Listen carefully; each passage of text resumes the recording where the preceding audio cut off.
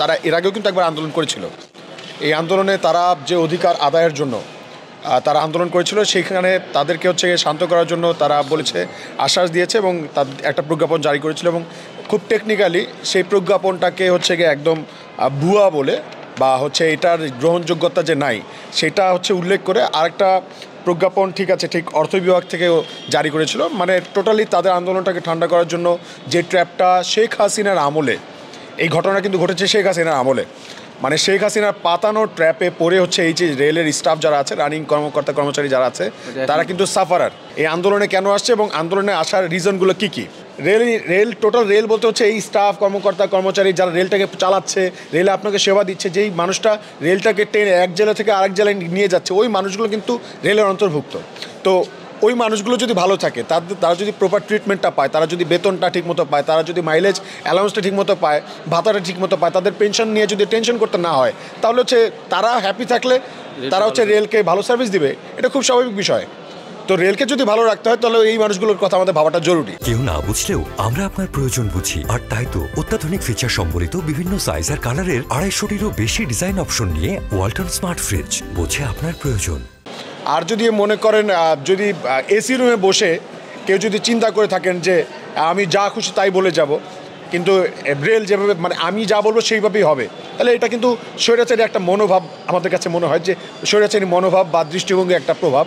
আর যে স্টাফরা কী চাচ্ছে না চাচ্ছে, তাদের প্রবলেমসটা কী সেটা ঠিকমতো শুনতে না চেয়ে হচ্ছে একটা মতামত দিয়ে দেওয়া বা তাদের অ্যাগেনস্টে মব উস্কে দেওয়া, এটা একটা বাজে বিষয়। সো আমাদের তাদের সাথে কথা বললাম, আমাদের মনে হয় অতি দ্রুত তাদের সাথে বসা উচিত, রেল উপদেষ্টাকে বসা উচিত এবং হচ্ছে রেলের কর্মকর্তা কর্মচারী প্রত্যেকের প্রবলেম একদম পাই টু পাই তাদের বিষয়গুলো জানা উচিত, খুঁটিনাটি বিষয়গুলো জানা উচিত। রেলের কিন্তু লস, এই কর্মকর্তা কর্মচারী এদের যদি বেতন ভাতা আপনি বাড়িয়ে দেন, পেনশন ঠিকমতো দেন বা অ্যালাউন্সটা যেটা ওনাদের প্রাপ্য সুবিধাটা যদি ওনাদের দেন, এতে কিন্তু আসলে রেলের ক্ষতি নাই। রেলের ক্ষতিটা বা রেলের লসটা কিন্তু হচ্ছে রেলের কেনাকাটায়। তো এখন সেইখানে হচ্ছে কি আমরা ফোকাস না দিয়ে আমরা হচ্ছে যদি হচ্ছে ইন্টারমিডিয়েটের শিক্ষার্থীদেরকে আপনারা ওইখানে দায়িত্ব দিয়ে দেন যে ওরা হচ্ছে অবজার্ভ করবে, আসলে ওরা আসলে বুঝতে পারবে না।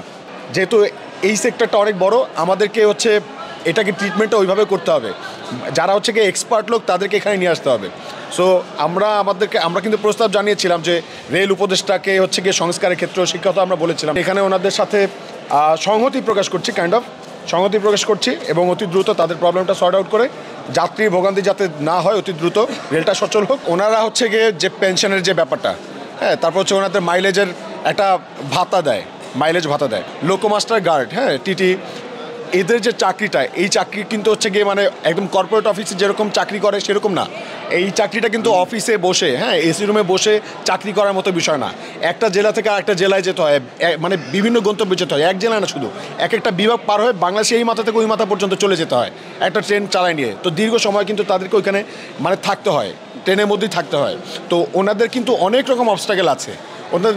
ওনাদের ধরেন আপনি কত ঘন্টা ডিউটি করেন অফিসে বসে, কিন্তু তার চাইতে কিন্তু অনেক সময় তাদেরকে ডাবল ডিউটি করতে হয়। তো ওই অ্যালাউন্সটা কি তাদেরকে আপনি দেবেন না? সেই ঝুঁকিটা ভাতাকে আপনারা তাকে দেবেন না?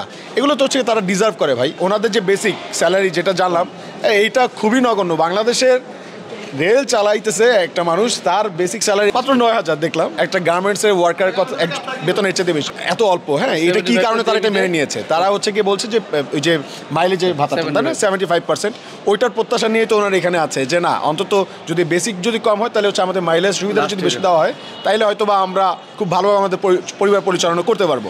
তো এটা কিন্তু তাদের চাওয়াটা কিন্তু অযৌক্তিক না, চাওয়াটা কিন্তু যৌক্তিক। আজকের এই বাজারে 9,000 টাকা দিয়ে কী হয়? আমরা একজন স্টুডেন্ট, আমরা তো নিজের পড়াশোনাই করতে পারি না 9,000 টাকা দিয়ে। তো ওনারা কীভাবে একটা পরিবার চালায়? হয়তো বা আপনারা মাইলেজ সুবিধাটা ওনাদেরকে দেন, ভাতাটা বাড়ায় দেন, নয়তো ওনাদের বেসিকটা আরও বাড়ায় দেন, যাতে হচ্ছে ওনাদের মাইলেজ নিয়ে চিন্তাই করতে না হয়। ঠিক আছে, কোনো না কোনো একটা হচ্ছে কি আপনাদের সমাধানে তো আসতেই হবে। তো সেই সমাধানের জন্য আমরা প্রত্যাশা রাখছি যে অতি দ্রুত সমাধান হবে, নয়তো হচ্ছে কি শুধু এরকম কাদা ছোড়াছড়ি করে জনমনে ওনাদের ব্যাপারে যে অসন্তোষ বা জনবিক্ষোভ তৈরি করা, এটা থেকে আমি সবাইকে বলবো যে আপনারা আসলে এটা থেকে বিরত থাকেন।